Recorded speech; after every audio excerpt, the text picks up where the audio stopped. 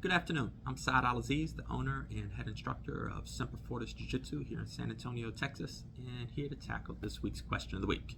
So this week I had a question from a fellow black belt who teaches at a local school, and they wanted some information on how I go about teaching students with disabilities.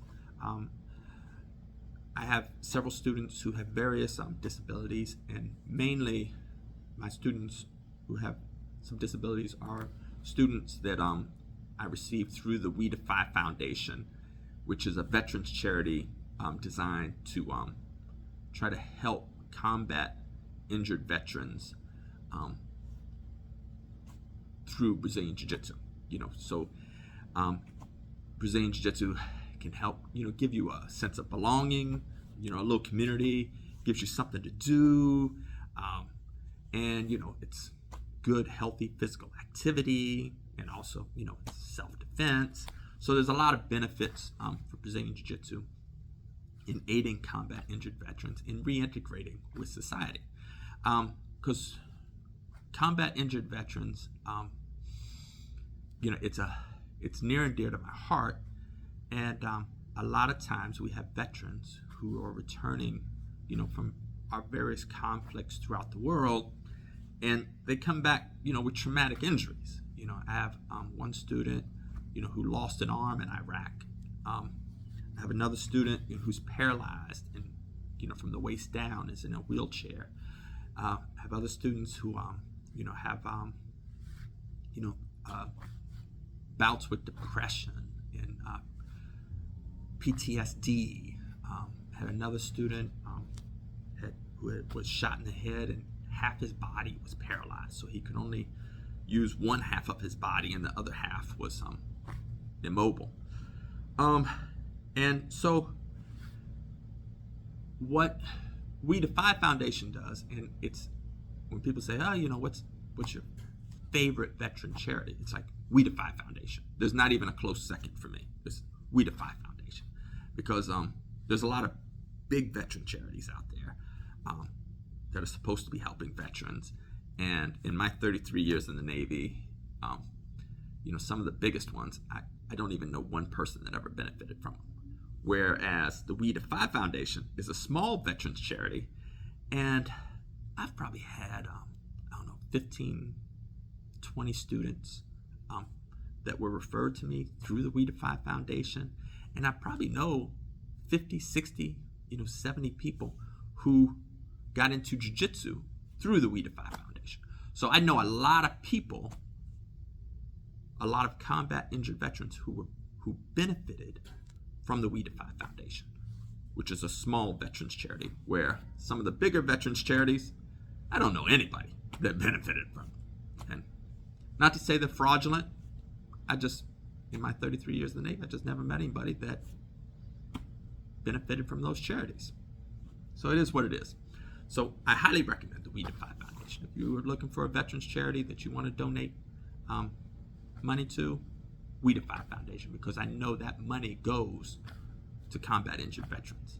Matter of fact, the man that founded the We Defy Foundation, Joey Bozick, lost both of his legs and one of his arms, in combat, and he founded the charity.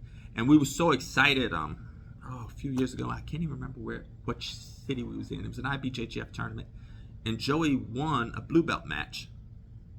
Mind you, he's a triple amputee, and he won his blue belt match against somebody who had all four limbs.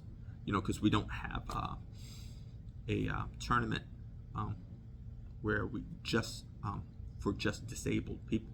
So you go against somebody who, if you're missing a limb, you're going against somebody that has all four limbs. If you're paralyzed from the waist down, you're going against somebody who has the use of all, their body. And so Joey won his match, which was we all just like lost our minds cheering. It was like such a victory, not just a moral victory, but a victory of spirit. Like to rise above everything, that was going against some of these veterans, and to be able to come out victorious. It was just an amazing thing. And so, Brazilian Jiu Jitsu can literally save lives, and it can change the course of people's lives. So, I highly recommend combat injured veterans, to seek out Brazilian Jiu Jitsu schools for training. And so, to the question, which was, how do I do the training with, considering there's various disabilities, and not everybody has the same disability. And what I do is I teach my curriculum. So if you came to class today, maybe I'm teaching the De La Riva guard. Well, that would be a challenge, if one of my students doesn't have legs, or if I'm teaching the cross collar choke, I will teach it, but that's a challenge for a student that maybe only has one arm. I still teach everything as regular. What I will do on every class is I will, for the person that has some disabilities, I would do my best to try to modify that particular technique I'm doing to where, okay, can you still do the De La Riva guard with one hand? It's where most people use two hands. Can that be modified? Or can you still do the cross collar choke even though you only have one hand, where most people do the cross collar choke with two hands? And can that be modified, or do you need to do a different choke? Sometimes we can modify and come up with innovative ways to enable the student to do the technique that they wouldn't normally be able to do. And then sometimes it's just going to be a technique that they're not going to be able to do. And so what I do, so I teach my class as regular. I teach, the techniques that I would normally teach. And then with that particular student who is not able to do whatever the technique if they're not able to do the technique that I'm teaching, I will either try to modify it the best I can, or I will have them work on a different technique with their training partner, so they still get a productive training session, So they come in, and you may not be able to do the technique that the rest of the class is doing, and that's okay, because that's going to happen in Brazilian Jiu Jitsu. Because in Brazilian Jiu Jitsu, we're trying to use, every part of our body, to execute some of our techniques. And if you're missing a part, you're just not going to be able to do some techniques, and that's okay. We're trying to get you to be as good as you can be based on, your physical attributes and what, you have. I'm 54 years old. There are certain limitations that I have in Brazilian Jiu Jitsu. So we all, have our limitations, and we just have to work around them. And that's what I do for our students, that I receive, whether they come in from the We Defy Foundation or they just came in and they have a disability. I try to work with them the best I can, but I still teach the regular class. And then I will partner them up with a more experienced training partner.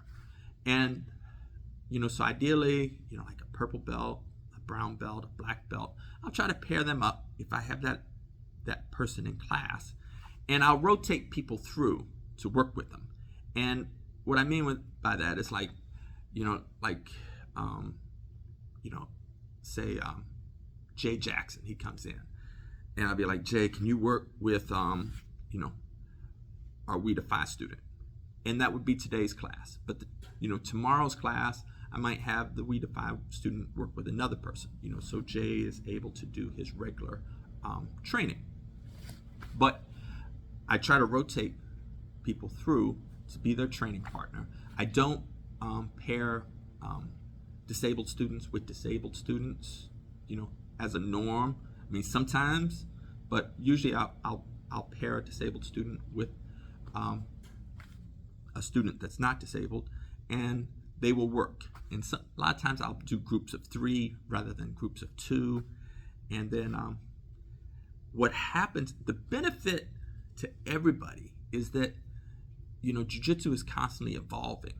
So not only is it a challenge for me, but it's also a good challenge for whoever I partner my disabled student with, because they have to be creative and think of ways like, okay, how can we make this technique work based on, the limitations that you have, And so sometimes we come up with creative techniques, and sometimes maybe we even invent new techniques. And so that's really good for me, for my students. Everybody benefits. And so it's a good thing. And if there's a student, like I did a video a few weeks ago talking about Brazilian Jiu Jitsu is not for everybody. If I had a student and I paired them up with somebody and they're like, hey, I don't want to pair up with a disabled person, I would just let them know, hey, there's roughly 25 schools that teach Brazilian Jiu Jitsu in San Antonio, and you'll need to continue your training there, because everybody has a line in the sand, and that's my line in the sand. If you don't want to train with my students that have some disabilities, there's another better Brazilian Jiu Jitsu school for you. This ain't going to be the place for you. So I work with the We Defy. That's my top charity that I support, that I highly endorse. And I work with all the students that come in. And, sometimes I meet them through We Defy. And it's generally a 1-year scholarship for the student. And then afterwards, it's on that student if they want to continue to do jiu-jitsu. And I have, We Defy students that I met, 6 years ago when I opened the school, and they're still my student today. And it's been great for me. It's been great for them.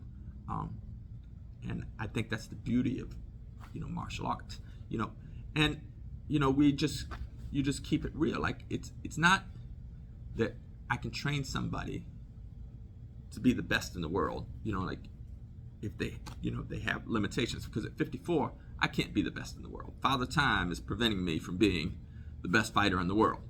There's 20-year-old black belts that are just smoking me. So if I have a student that's in a wheelchair, I am trying to make him or her the best they can be based on their limitations. And, it's just constant improvement. How good can we be? And you can surprise people. Like, who would have thought a triple amputee blue belt could beat a blue belt who didn't have those physical limitations? Well, not a lot of people thought it, but I saw it happen. So the humans can do amazing things.